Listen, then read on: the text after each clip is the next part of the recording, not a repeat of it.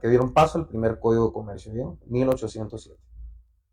Bien, ahí veo que están va de unir algunos compañeros ahí. Pues, les recuerdo, esto es un repaso para el derecho mercantil 1, pero todo aquel que se quiera quedar es libre de hacerlo, ¿verdad? Y qué gusto tenerlos por acá. Muchas gracias.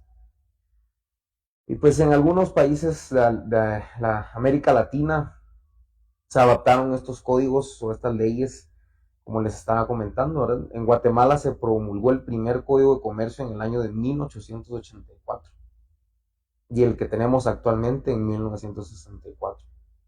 Se han ido reformando, ¿verdad? Pero tomen nota de eso, ¿verdad? El primer Código de Comercio se promulgó en 1884. ¿Sí? Bueno, y antes de todo un poco, pues vamos a empezar con algunas preguntas para ver qué tanto es lo que saben. Todo lo que veremos hoy vendrá en el primer parcial. Pues el primer parcial no te puedo dar toda la información, ¿verdad? Pero sí, en efecto, van a estar viniendo preguntas de lo que acabamos de ver ahorita, los antecedentes históricos y de todo lo que veremos adelante. Al final se los voy a recordar, pero igual es necesario que se lean del artículo 1 al 60 si no lo han hecho ya, porque eso se ha visto en clase, entonces les recuerdo, ¿verdad?, que es importante, porque de ahí surgen muchas de las preguntas que se van a estar haciendo, ¿ok? Bueno, entonces vamos a ver, para empezar un poquito a agilizar la situación, me gustaría saber, si ustedes, ahí los voy a leer en los comentarios, si ustedes saben cuál es la diferencia entre el derecho civil y el derecho mercantil. Gracias, David.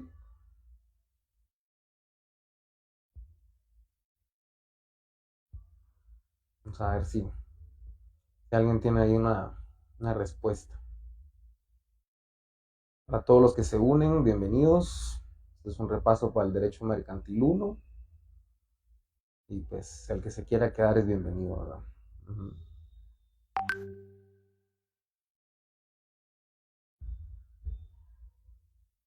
Bueno, ya que todos andan ahí con las preguntas al máximo, que están respondiendo mucho. La verdad es que la respuesta está fácil. En la diferencia entre el derecho civil y el mercantil es que pues el civil no regula directamente las actividades o las relaciones entre particulares que tengan fines de lucro. El derecho mercantil regula directamente actividades que son con fines de lucro, ¿ok? Esa fue una de las primeras características que se dieron en clase.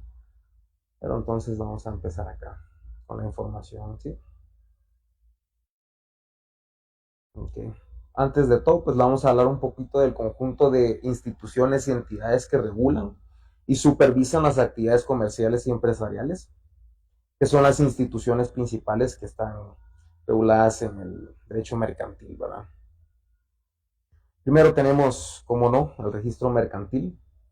Esto pónganle atención, esto muy probablemente si va en el examen. El del registro mercantil es una entidad pública encargada de la inscripción de actos y documentos relacionados con las actividades comerciales. Quédense con eso. Y las personas jurídicas, ¿ok? Entonces, ¿de qué se encarga el registro mercantil? De inscribir actos y documentos relacionados con actividades comerciales. Las personas jurídicas también, las sociedades en este caso, son inscritas en el registro mercantil. La función principal del registro mercantil es proporcionar publicidad, seguridad y legalidad a los actos comerciales. ¿Okay? Entonces tenemos el registro mercantil, eh, se encarga de registrar actos y documentos relacionados con las actividades comerciales y las personas jurídicas. En el caso del derecho mercantil, son las sociedades. Y su función principal son tres, ok, tres.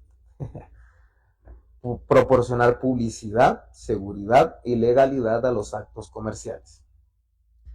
Como segunda institución que tenemos acá es la SAT, que es el organismo encargado de la administración y control de los impuestos en Guatemala.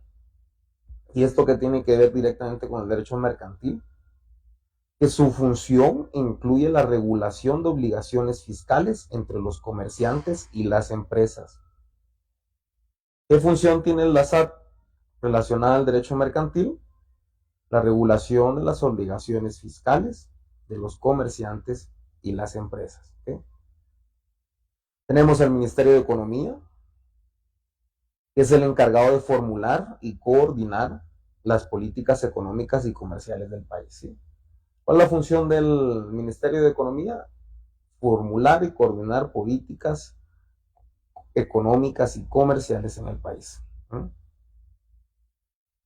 Como cuarta institución que tenemos acá, el Banco de Guatemala, es el Banco Central del país, que es el encargado de la política monetaria y financiera.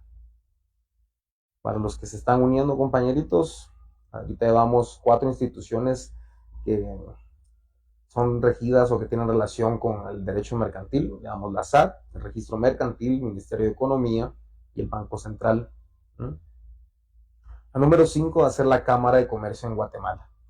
¿Qué es la Cámara de Comercio en Guatemala? Es una entidad privada que agrupa empresarios y comerciantes. ¿Qué es la Cámara de Comercio? Una entidad privada que agrupa a empresarios y comerciantes. Aunque no es parte del sector gubernamental, ¿oyeron? No sé, hay que dejarlo en claro. Pero igual juega un papel importante en la representación y la defensa de los intereses del sector empresarial. Si les preguntan, ¿la Cámara de Comercio en Guatemala forma parte del gobierno? No, es una entidad privada.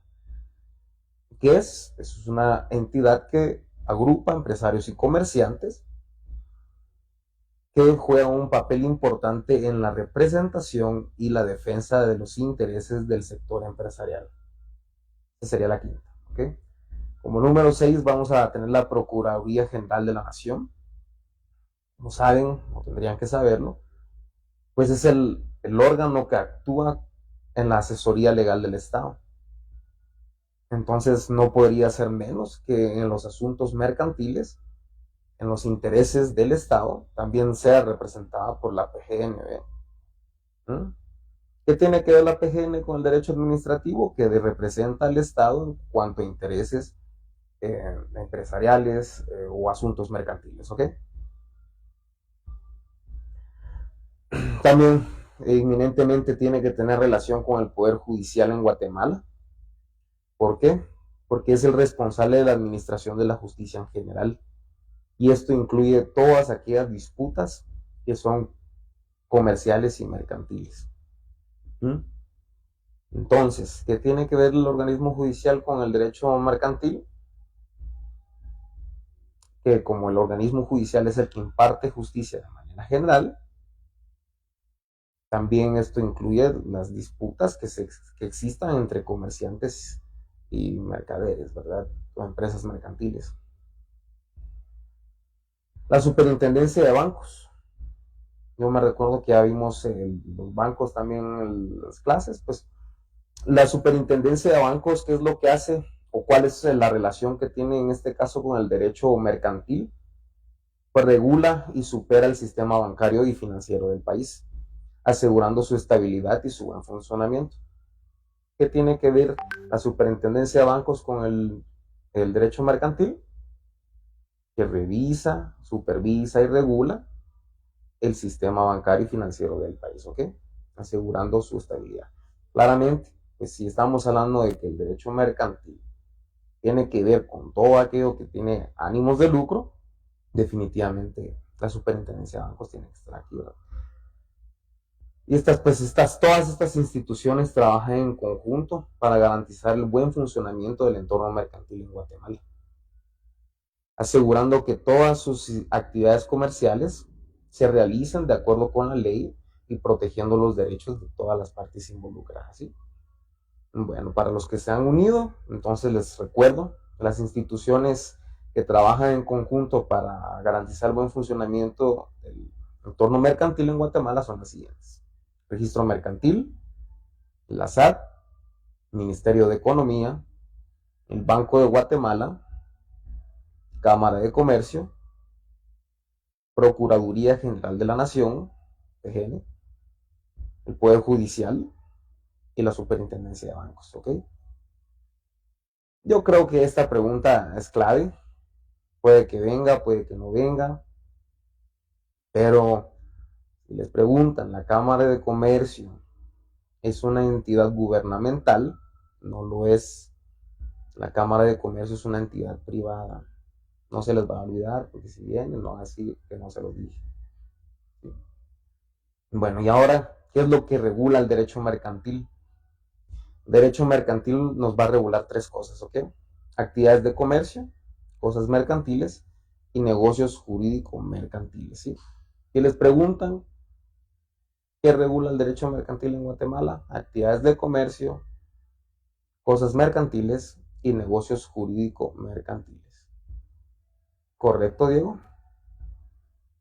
Pues no sé si es pregunta de examen, puede que sí, pero es una entidad privada, eso es definitivo, ¿ok? Entonces que no se los olvide. Porque de todas las instituciones que hablamos hace un momento, esa es la única que es privada. Ahí todas son parte pues, del Estado, ¿verdad? Bueno, una vez explicadas todas estas cosas, vamos a hablar de los sujetos del derecho mercantil. Pues, y hay un poquito de historia respecto a esto, que originalmente se tenía la idea que el comerciante era una persona individual con fines de lucro, que compraba mercancías para venderlas, realizando una actividad intermediadora entre el productor y el consumidor de bienes. Esto evolucionó y pues la, el comercio y el derecho mercantil cambió el concepto de lo que originalmente era un comerciante. ¿Mm? Se ha ampliado no solo por la aparición de personas jurídicas, ya no solo es una persona comprando cosas para vendérselas a otra, ¿no? Y la empresa mercantil, también por la diversificación que hay entre actos de comercio que están destinados a otras cosas que no solo son la intermediación, ¿verdad? La industria, la banca, seguros, fianzas.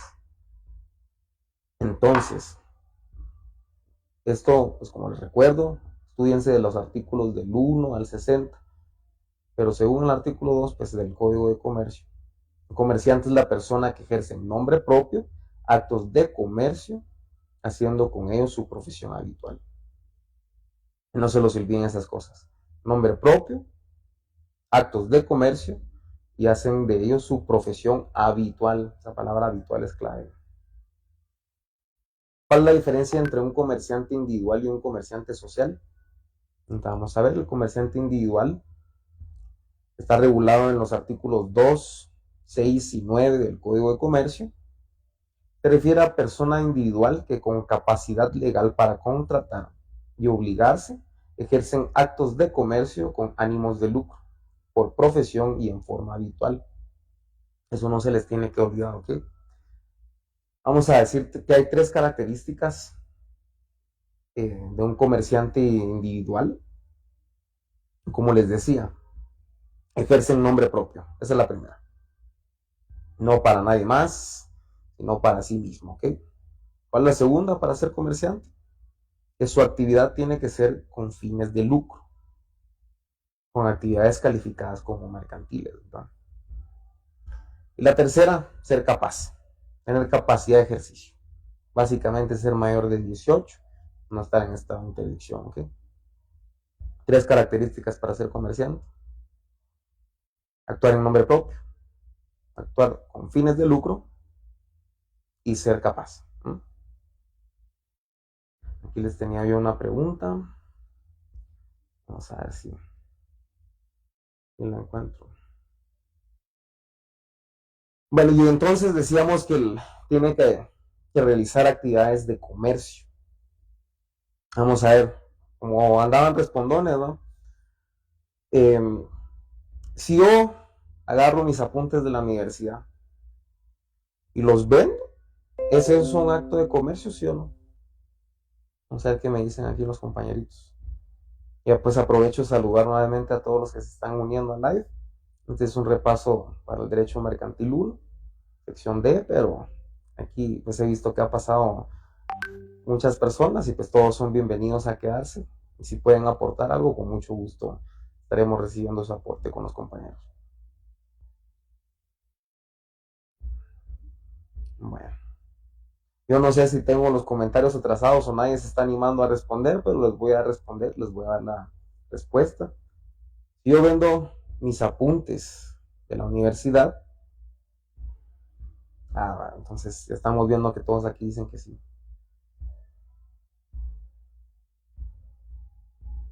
Correcto, correcto, Santos Omar 625. En efecto, gracias a todos los que contestaron, pero esto no es un acto de comercio, porque como nos comenta Santos Omar, esto no es una actividad habitual y no se hace una profesión. Recuérdense lo que les acabo de decir. Para ser comerciante que ejerce actividades de comercio, tiene que actuar en nombre propio, con ánimo de lucro y ser capaz. Pero si se recuerdan que antes estábamos hablando de que el comerciante es la persona que ejerce en nombre propio, haciéndolo con actos de comercio, haciéndolos con ellos su profesión habitual. O sea, yo vender mis apuntes de la universidad, eso es algo que voy a hacer una vez, dos veces, o si se pone pilas alguien, pues las va a vender durante toda la carrera, pero no va a ser de ellos su profesión habitual, porque no lo va a hacer toda su vida, ¿verdad? Podría que ser que sí, pero como dice María José acá, eso ya sería más que todo un emprendimiento, más que una profesión. Entonces no lo consideraríamos eh, comerciante. Saludos, Huguito, qué gusto saludarte, gracias por pasar. Daniel, y si fuera habitual, pues como te comento, es complicado que puedas hacer de vender apuntes una profesión y pues definitivamente no va a ser habitual porque con qué constancia o con qué seguimiento estarías vendiendo tú esos, eh, esos apuntes. Entonces, si les llegase a venir algo similar, pues ya se la saben, esto no es un acto de comercio, ¿verdad? Todo acto de comercio va a ser considerado lo que se haga de manera habitual, con fines de lucro, haciéndolo su profesión de manera habitual, ¿sí? Entonces, ¿cuál sería? Perfecto, Danielito. Sí, en este caso vamos a colocar cuál sí sería un ejemplo real de lo que sería un acto de comercio. Una persona, en este caso, yo tengo acá como por ejemplo un restaurante que compra insumos para revender en forma de platillos. Eso sí es una actividad mercantil.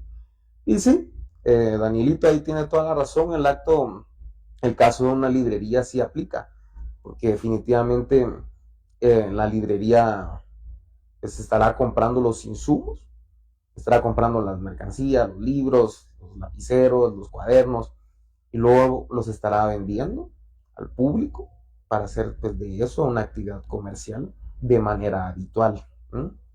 Va a estar abierto todos los días, pues. Entonces sí, eso sería un ejemplo de lo que son actos de comercio. ¿Okay? Vamos a continuar acá. Entonces ya teniendo claro acá qué es lo que es un comerciante habitual,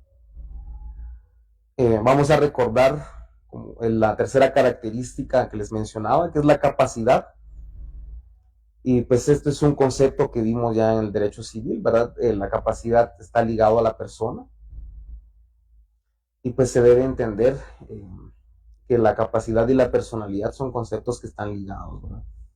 Entonces, una persona que tiene capacidad y personalidad desde el punto de vista jurídico debe entenderse que le confiere aquella aptitud para ser sujeto activo o pasivo de relaciones jurídicas. O sea, que tiene la capacidad para poder ligarse a contratos, para poder ejercer sus derechos, exigir, hacer valer y exigir que se cumplan sus derechos y obtener sus obligaciones. ¿Okay? Entonces, eso es algo rapidito que les quería recordar, por si no se acuerdan de lo que es la capacidad, que es la tercera característica que les mencionaba yo de lo que es un comerciante individual. Y pues la capacidad del comerciante social también nace simultáneamente al otorgarse la escritura pública. Y esta se obtiene cuando la sociedad se inscribe en el registro mercantil. ¿Mm? Estamos viendo en las instituciones que les mencioné en el principio del repaso, el registro mercantil, ¿verdad? Que aquí es donde se inscriben las sociedades. Además, la sociedad mercantil va a tener personalidad jurídica distinta a la de los socios. Más adelante, yo pues la verdad no me recuerdo si la licenciada ya les explicó lo que es la sociedad mercantil, pero pues, básicamente en la sociedad pues van a haber socios, personas individuales, van a estar por ejemplo aquí Ángel, Jeffrey, Nairobi, va a estar su persona acá, su servidor, todos vamos a hacer una sociedad. La sociedad va a nacer a la vida pública, va a tener su capacidad, luego de haberse registrado en la escritura pública, en el registro mercantil, y pues esta va a tener una capacidad individual a la de nosotros como personas. A nosotros no tenemos nada, nuestra capacidad no es relacionada a la capacidad que va a tener la sociedad en este caso, ¿no? Vamos a ver. Entonces, tienen capacidad para ser comerciantes individuales las personas que, según el Código Civil, sean hábiles para contratar y obligarse, lo que hablábamos hace un rato, a quienes la ley no les prohíbe expresamente la profesión del comercio, o sea, las personas insolventes, y quienes no estén incursos en los motivos de incapacidad. ¿Cuáles son estos motivos de incapacidad? Los menores y los interdictos, de lo que hablábamos. Entonces, para ser comerciantes individuales tenemos tres características: que sean, según el Código Civil, capaces para contratar y obligarse, no ser considerados insolventes y pues no va a estar en alguno de los motivos de incapacidad, como lo decíamos, menores e interdictos. Pregunta de examen podría ser, eh, ¿puede un menor ser comerciante? No. ¿Mm? ¿Puede un interdicto ser considerado un comerciante individual? No. Así de sencillo. Vamos a ver. Existen algunas prohibiciones que hay para ejercer el comercio. ¿Y a qué se refiere esto? A las causas para las cuales las personas no pueden ejercer ningún acto de comercio. Y pues, ¿cuáles son estas, aquellas personas que fueron declaradas en quiebra? Esto lo podemos encontrar en el artículo 21. Pero rápidamente les voy a decir que una persona declarada en quiebra no puede ejercer el comercio, o sea, tampoco puede constituir sociedades mientras no hayan sido rehabilitados, ¿sí? Rapidito, facilito, léanse el artículo 21 para ver quiénes son los declarados en quiebra. Artículo 21 del Código de Comercio, ¿ok? Los incapaces o los interdictos, como decíamos antes, pues no tienen esa capacidad que es necesaria para ser comerciante individual, porque no pueden obtener obligaciones ni hacer valer sus derechos por sí solos. ¿Mm? Derogado. Está derogado, mi amigo. Está derogado, mi amiguito Daniel. Yo creo que eso ya lo habíamos visto, ¿verdad? Vamos a ver. Vamos a ver porque se...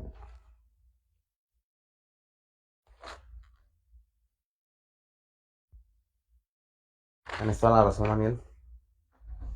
Y eso ya lo habíamos hablado en clase, ¿no? Sí, sí, sí, tienes toda la razón. Que con el articulado que estábamos usando con la licenciada no está actualizado, pero sí es cierto. Pero mira, por lo menos estabas poniendo atención ahí en la clase. Es cierto. Me llega, me llega, me llega. Entonces, me gusta que estén pendientes acá.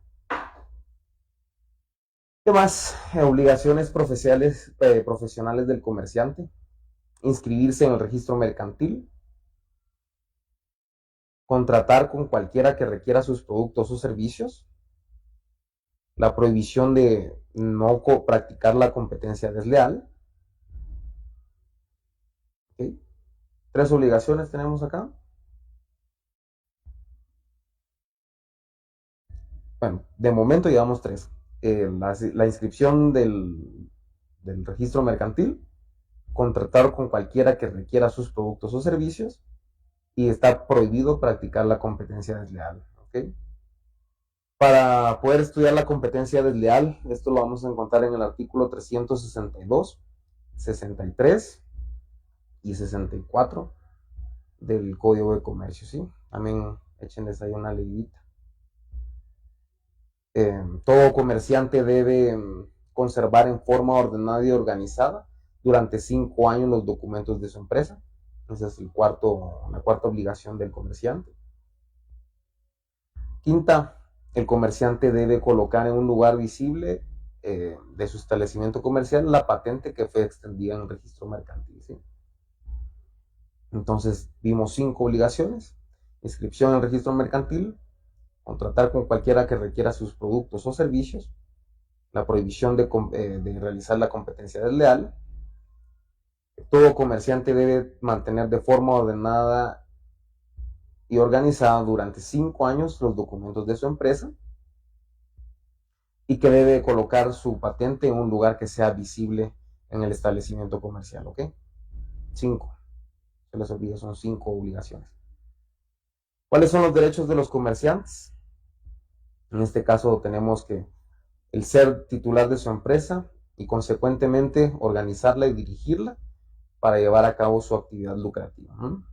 La primera. O sea, él va a ser el dueño, el comerciante va a ser el dueño de su empresa, entonces él está en la libertad de poder organizarla como a él le plazca, como le parezca más conveniente. Cesar su actividad mercantil en cualquier momento, en este caso pues también cuando no produzca ganancias. Al ser el dueño y poder organizarse de la manera que le parezca conveniente, también tiene ese derecho consecuente de que lo puede cerrar en el momento que considere necesario, en efecto, cuando no perciba ganancias, ¿verdad? Disponer de los distintivos de su empresa, así como el cambio de local del establecimiento. Lo mismo, ¿verdad? Si él es el que puede tomar las decisiones de su empresa, ¿quién le va a decir que no se cambie de local? ¿O qué logo poner? Entonces, eso es otro derecho que tiene el comerciante. Y tiene la libertad de inscribirse en asociaciones o en cámaras empresariales, ¿ok? 4 derechos que vimos acá: ser titular de su empresa y tomar la libertad de organizarla y dirigirla como él le parezca conveniente. Él tiene la decisión de cerrarla en el momento que ya no le produzca ganancias. 0, disponer de los distintivos de su empresa y el local de su establecimiento, e inscribirse en asociaciones y cámaras empresariales. 4 derechos. Bueno, entonces ahora vamos a ver la sociedad civil y la sociedad mercantil. Y la licenciada les mencionaba a ustedes 3 criterios importantes para hacer la diferenciación entre la sociedad civil y la sociedad mercantil. Entonces, primero vamos a estar hablando del criterio profesional. Conforme a este criterio, una relación jurídica tiene naturaleza mercantil cuando el sujeto que interviene tiene la calidad de comerciante según cada sistema jurídico. La sociedad es mercantil cuando, con categoría profesional de comerciante, se dedica al tráfico comercial. Su calidad estará aprobada por encontrarse inscrito en un registro de comerciantes o dedicarse con la habitualidad al ejercicio del comercio, según los requisitos que la ley exigiera para ostentar esa profesión. Si no se los diere esos presupuestos, nos encontraremos ante una sociedad civil. ¿Qué quiere decir esto? Criterio profesional. Veíamos hace un rato que para ser una persona, para ser considerado un comerciante individual, teníamos que los requisitos eran que la actividad que realizaba fuera de manera habitual, que la persona sea capaz y que, ¿cuál era la otra?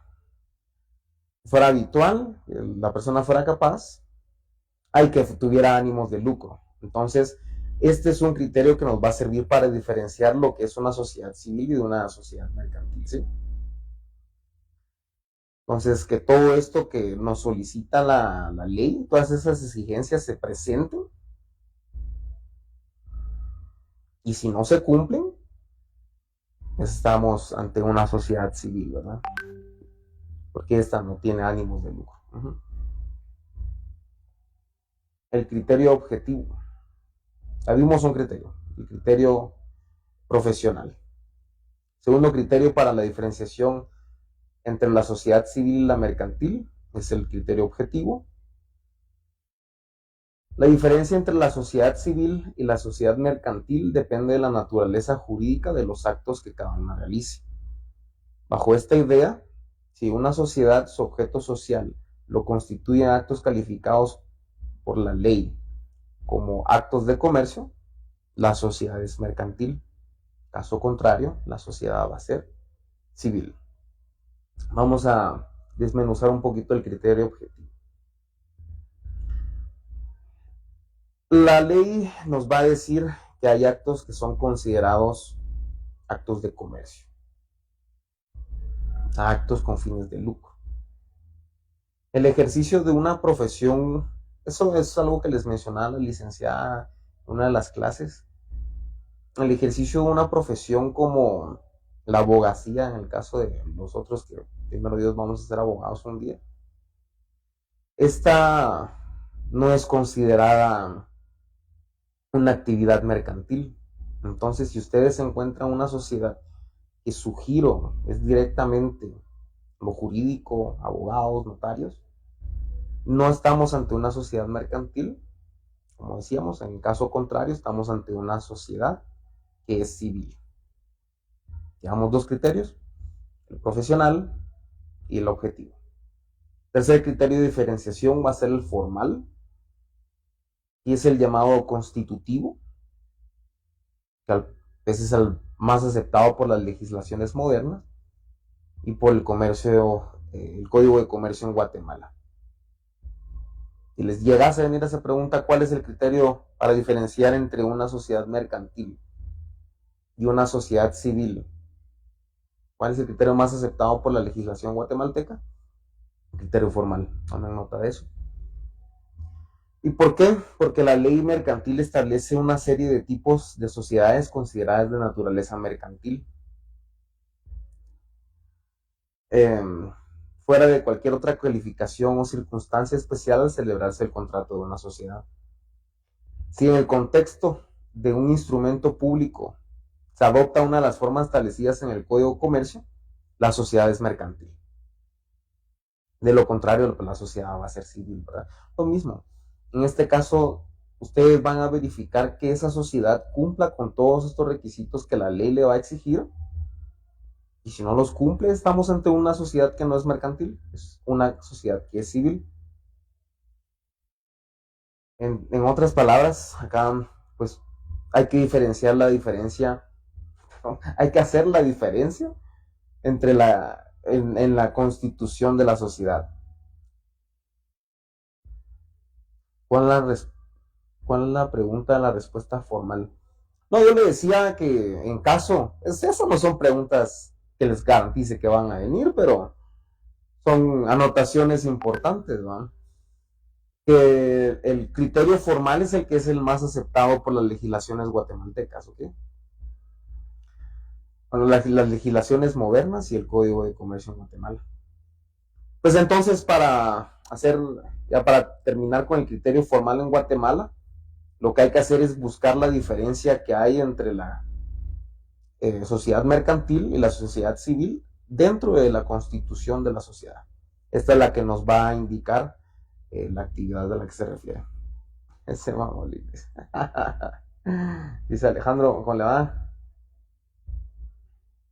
Bueno, entonces ya vimos que era el comerciante individual, fue lo primerito que vimos, las primeras cosas que vimos. Ahora vamos a hablar rápidamente de lo que es el comerciante social. Eso, pues, lo social nos tiene que sonar una campanita en la cabeza, ¿verdad? Individual, estamos hablando de una persona, como tú, como yo. En cambio, un comerciante social, así no se... Buenas noches, Sofía. Así no se puede, como usted diga las respuestas. Pues las respuestas están ahí, en todo lo que se está dando, pero las preguntas tampoco. Esas tampoco se saben hasta el día del examen, ¿no? Bueno, entonces retomando, que decíamos que para diferenciar entre un comerciante social y uno individual, la palabra social nos tiene que sonar una campanita. El comerciante social es la agrupación de varias personas que mediante un contrato se van a unir con la realización, con el fin común de lucrar, básicamente. Crean patrimonio específico y adoptan una de las formas que establece la ley. Ahí podemos buscar el artículo 1728, eso se leyó en clase, échenle un ojito. 1728 del Código Civil, ¿ok? Échenle un ojo, se lo recomiendo. Pero entonces, en palabras sencillas, palabras fáciles, el comerciante social va a ser toda agrupación de personas que mediante un contrato se unen con la finalidad de lucrar. Así. Diferencia entre comerciante individual y social. El individual es una persona con ánimos de lucro, como tú, como yo. Comerciante social, nosotros dos juntos o más personas con fines de lucro, unidos por medio de un contrato.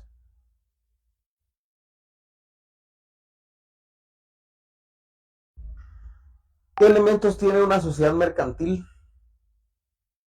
La sociedad mercantil es la agrupación de varias personas, como vimos, pero ¿cuáles son sus elementos? Que se van a agrupar una, no, dos o más personas, ¿ok? Individuales o jurídicas, eso no importa. Es el primero. Que se unen a través de un contrato, o sea, que tiene una escritura constitutiva, ¿verdad? Como les decíamos, pues en este caso son registradas pues, en el registro mercantil.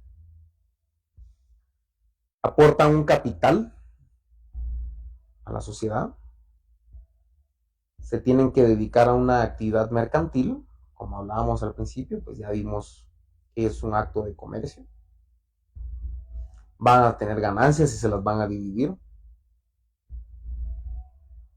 Entonces, esos son los elementos que tenemos acá. Es una agrupación de dos o más personas, sin importar si son individuales o jurídicas, que se unen a través de un contrato, o sea, la escritura constitutiva, aportarán un capital a la sociedad, se van a dedicar a una actividad mercantil y estarán teniendo ganancias y se las van a dividir, que es básicamente lo que es el lucro, ¿verdad?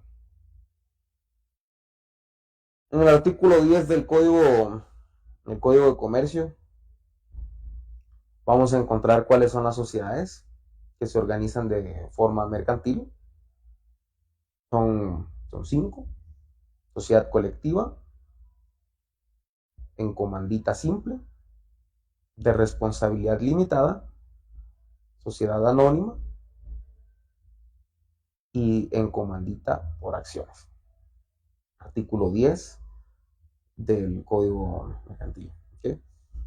No se les olvide, tienen que leer los artículos del 1 al 60, porque Código de Comercio, porque ahí va a estar todo, ¿verdad? La mayoría del examen se va a sacar de los artículos del 1 al 60 del Código de Comercio, entonces no se los olvide leerlos.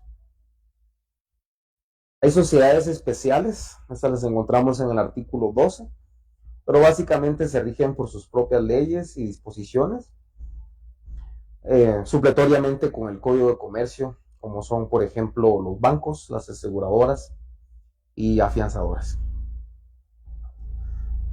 3 ejemplos de sociedades especiales: bancos, aseguradoras, afianzadoras, porque estas se van a regir por disposiciones especiales y supletoriamente por el Código de Comercio, ¿ok? Disposiciones generales de las sociedades mercantiles. Se podrá entrar con código al examen. Santos Omar, se podrá entrar con código al examen, pero que lo pueda sacar, no estoy seguro. No. No, la verdad es que no se va a permitir el uso de códigos, pero igual llévenlo. Porque Porque claro, pues, o sea, definitivamente la mayoría de información está en el código, entonces por eso les recalco yo que sí, mejor se lo aprendan. No apréndanselo, entiéndanlo y va a ser fácil que lo puedan contestar. Va a ser teórico, sí, sí, va a ser teórico. En casos prácticos está complicado que vengan, todavía no estoy seguro. Sin embargo, si llegase a venir algo práctico, va a ser muy sencillo. También recuérdense de la tarea que les dejó la licenciada. Puede que venga algo de eso. Correcto, Dieguito. Omar puede llevar todos los códigos que quiera, pero que los pueda sacar en el examen. Eso ya son otros 20 pesos, ¿no? Ah, vale. Bueno, entonces para continuar, no se les olvide, eso sí, definitivamente estoy seguro que les va a venir. ¿Cuáles son las sociedades especiales? Bancos, aseguradoras y afianzadoras, ¿ok? ¿Y por qué? ¿Por qué son especiales? Porque estas se rigen por sus propias leyes y disposiciones. O mejor, o para que sea más fácil de hacer la conexión, ¿por qué son sociedades especiales los bancos, las aseguradoras y las afianzadoras?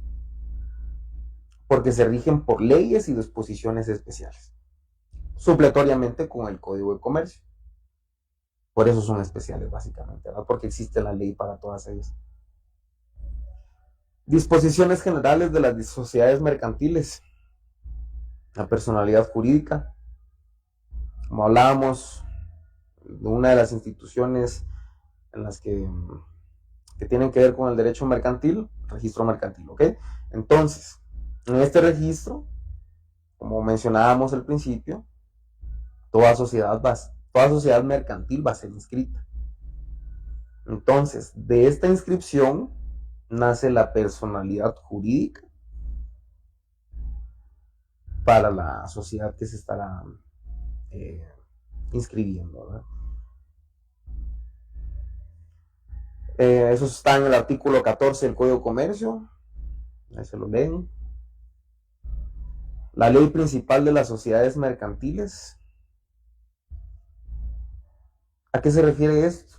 La ley principal de las sociedades mercantiles es bajo qué se va a regir. Entonces, la ley principal de las sociedades mercantiles va a ser la escritura constitutiva. Obviamente se tienen que basar también en las disposiciones que se encuentran en el Código de Comercio. Y si no hay algo ni en la escritura constitutiva, el Código de Comercio, supletoriamente se estará aplicando lo que hay en el Código Civil, ¿ok? Y ya por último, tenemos acá solemnidad de la sociedad. Solo les quería hacer la acotación, diría una persona que me dio clases hace un par de años. La, la ley principal de la sociedad mercantil lo vamos a encontrar en el artículo 15 del Código de Comercio.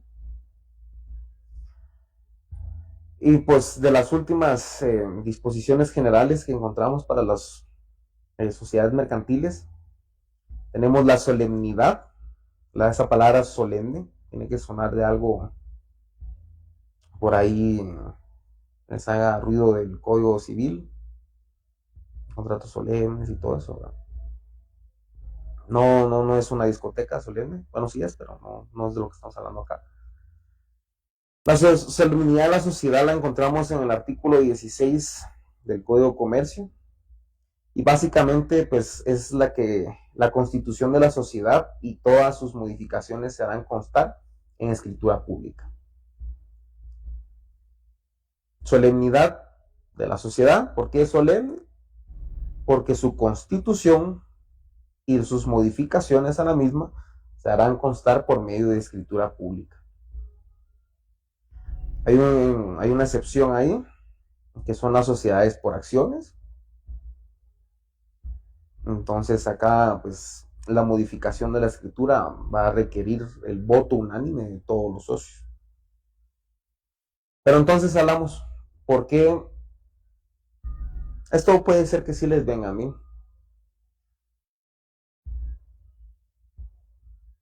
¿Por qué se dice que la sociedad mercantil se tiene que registrar de manera solemne? Porque su constitución y las modificaciones a la constitución de la misma serán por medio de escritura pública. ¿No? Artículo 16 del Código de Comercio. Disposiciones generales, seguimos hablando. La inscripción en el registro. Artículo 17 del Código de Comercio. El testimonio de la, perdón, el testimonio de la escritura constitutiva y todas sus modificaciones deberán presentarse en el registro mercantil. ¿Cuál es el plazo? Estos, fijo que en alguna variante les va a venir. ¿Cuál es el plazo que se tiene para poder registrar la sociedad mercantil? Un mes desde que se celebró la escritura. Entonces hablamos de que las sociedades mercantiles son solemnes porque su constitución se va a hacer por medio de escritura pública, y para registrar el registro mercantil, valga la redundancia, esta escritura pública se va a tener un mes desde la fecha en que se celebró la escritura pública. Eso es fijo, pregunta de examen, eso sí, se los puedo firmar. ¿Cuál es el plazo que se tiene para inscribir en el registro a la sociedad mercantil?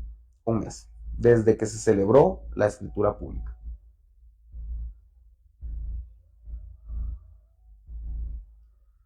Vamos a ver. El plazo de la sociedad. ¿A qué se refiere el plazo de la sociedad? El artículo 29 del Código de Comercio lo podemos ver mejor, más detallado, pero básicamente es la vida que tendrá la sociedad que estamos registrando, la sociedad mercantil. Algo similar como los contratos de trabajo, ¿verdad? Que estas tienen fecha. Hay contratos que son de un cierto periodo de tiempo y hay otros que son de manera indefinida. Pues lo mismo es acá. El plazo de la sociedad va a iniciar desde que se inscribió la sociedad mercantil en el registro mercantil y se puede constituir con plazo indefinido. ¿Ok? Que hablábamos hace un rato de que el que registre su sociedad, a menos que no sean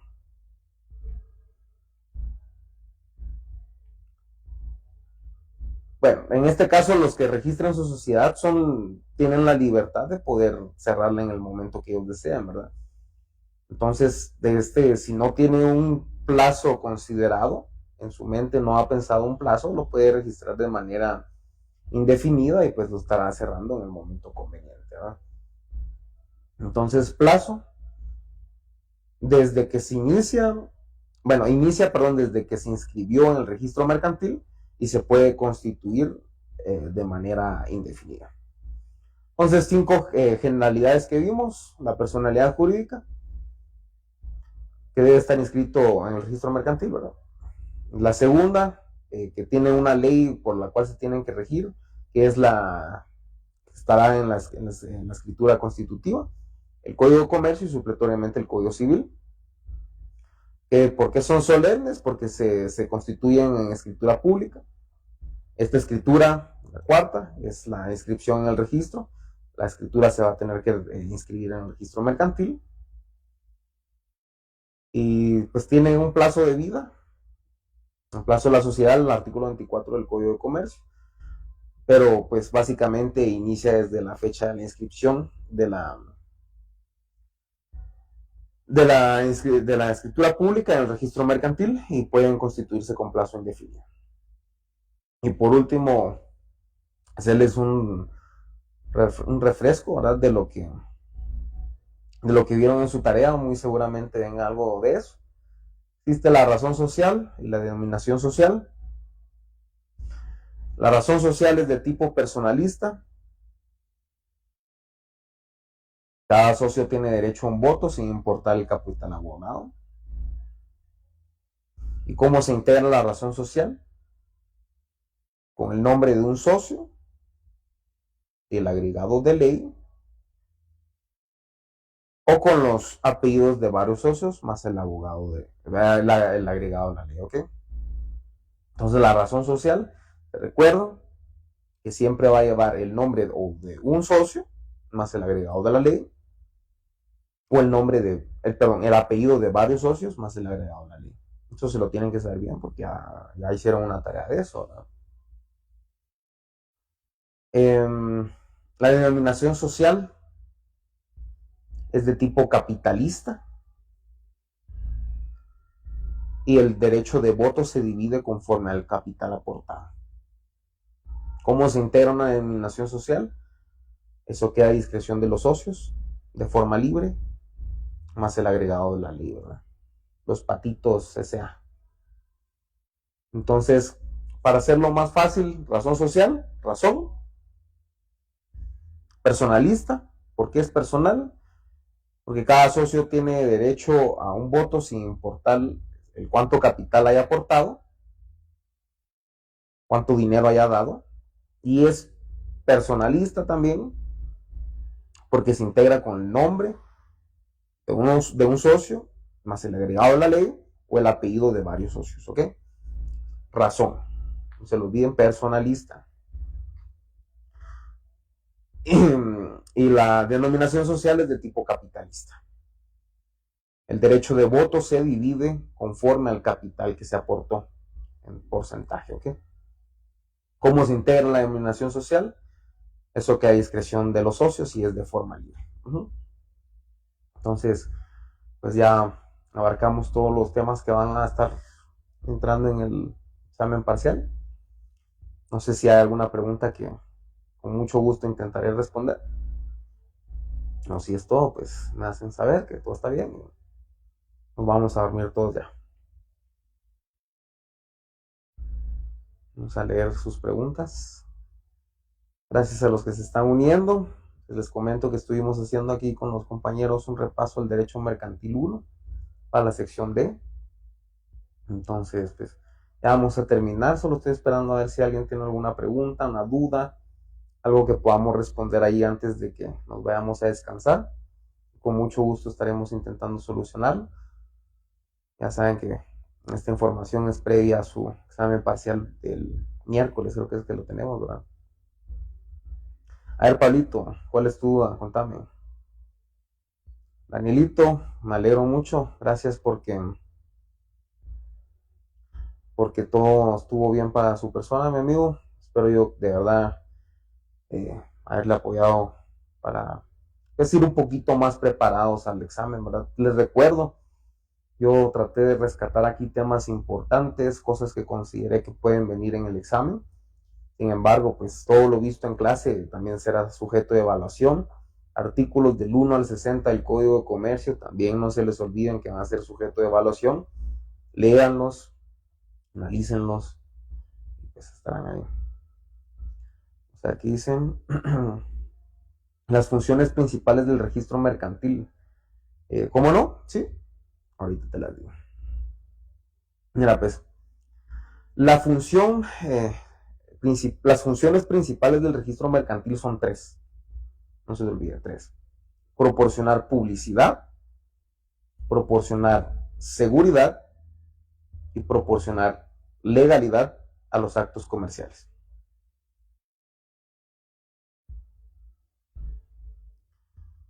MZ o ¿cómo es? M Sanger, MZNJR. ¿Puedo preguntar algo? Claro, pregunte compañero o compañera. André, gracias mi amigo. Un gusto saludarte, nos apoya bastante. Pues mira, Andresito, la verdad es que es primera vez que hago un repaso. Entonces, espero que de verdad les haya servido de algo. Que haya pues por lo menos entrado ahí a apoyar un poco. Y pues gracias por los comentarios, Danielito. Andresito, con mucho gusto. Daniel, saludos, saludos, mi amigo Daniel. Nos estamos viendo el día del examen. Luce Citafa, gracias por el apoyo, con mucho gusto. De todo corazón estamos apoyando. Espero que todo esté claro. Vamos a ver, dice, es fuera del curso que está dando, pero podría decirme la regulación de los servicios públicos. Ah, bueno, pues sí estamos hablando de que eso está fuera del servicio, fuera del curso. Ah, hagamos algo, mejor envíeme la pregunta por DM y con mucho gusto vamos a poderse responder hoy. Palito, gracias, Lick, con gusto. Algún día seremos licenciados todos, primero Dios.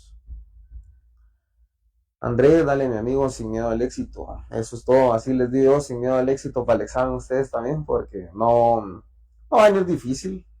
La verdad es que creo que es poco lo que se abarcó y pues por lo menos algunas cosas importantes se rescatarán de este repaso para que puedan tener unos puntitos ahí, ¿no?